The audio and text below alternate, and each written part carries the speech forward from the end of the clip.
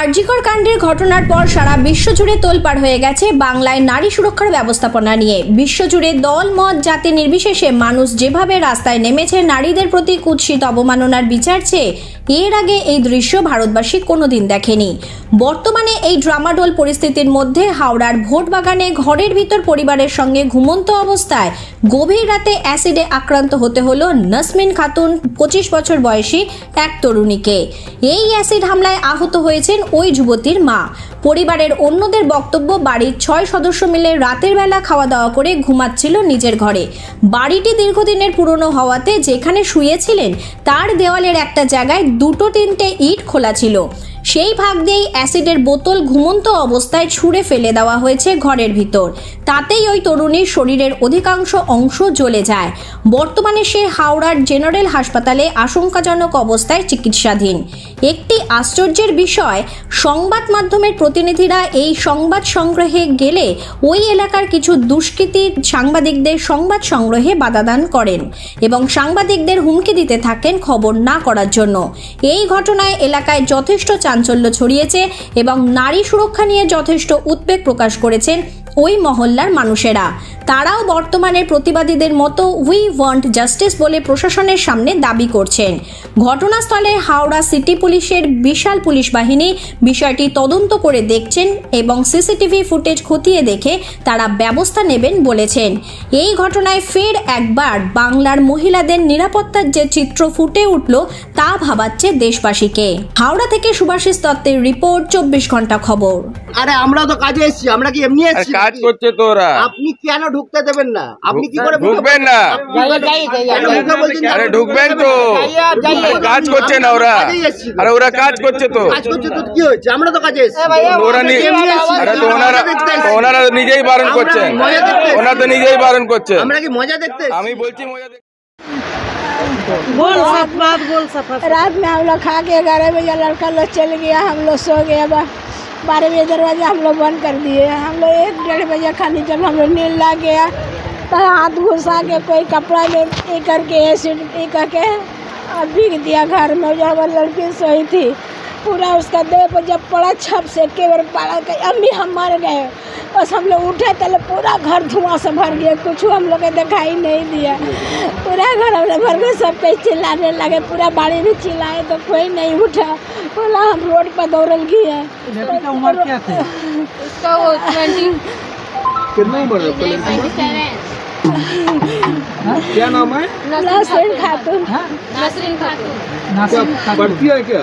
College कर लिए। College कौन किया, कोई मालूम पड़ा? नहीं सर, हमको नहीं, हम लोग देखा, हम लोग तो सो कपड़ गए। में एसिड क्या कौन सोया था कि कौन कौन?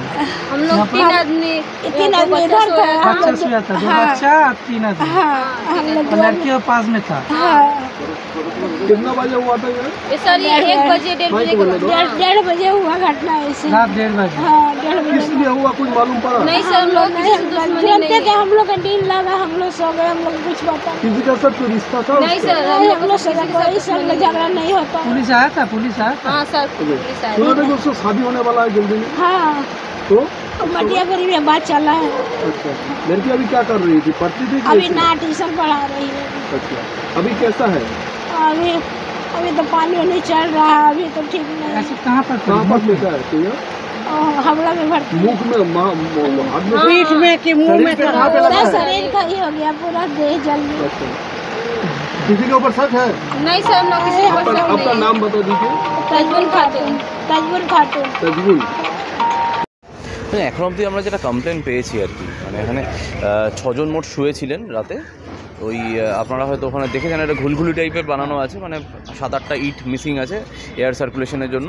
তো এনাদের যেটা কমপ্লেন আছে সেটা হচ্ছে রাত্রিবেলা কেউ কোনো অ্যাসিড জাতীয় কোনো ছুঁড়ে ফেলেন, এই আছে। ইনজুরি কে কে?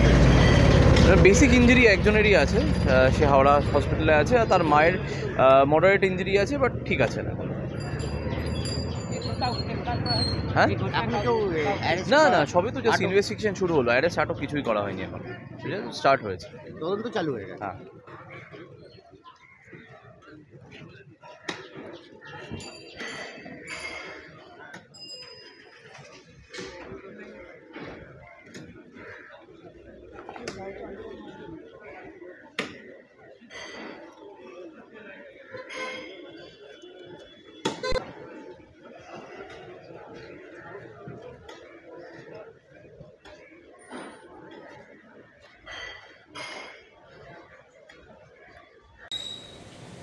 আজকে হাওড়ার বেলুর থানা এলাকাতে যেভাবে ঘরের মধ্যে ঘুমিয়ে থাকা একজন তরুণীর উপরে অ্যাসিড ফেলা হয়েছে, এই ঘটনা খুবই নিন্দনীয়।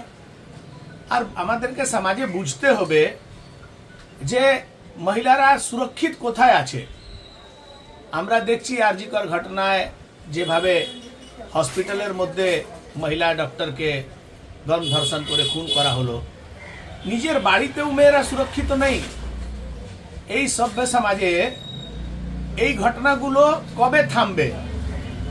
হাওড়া সিটি পুলিশ পশ্চিমবাংলা সরকারকে দৃষ্টান্তমূলক শাস্তি দিতে হবে। এই ধরনের ঘটনা বাড়ে যখন আপনি অন্য উদাহরণগুলো দেখবেন, লোক বলাৎকার করছে, ডাকাতি করছে, কিছু হচ্ছে না, তারা ছাড় পেয়ে যাচ্ছে। এই ঘটনার তদন্ত করে যারা দোষী তাদের বিরুদ্ধে কঠোর শাস্তি করতে হবে। পশ্চিমবাংলার ল অ্যান্ড অর্ডার একেবারে শেষ হয়ে গেছে, মানুষ বাড়ির মধ্যেও সুরক্ষিত নেই। এই ঘটনা পূর্ণভাবে এলাকার মানুষকে খুব ভয়ভীত করেছে।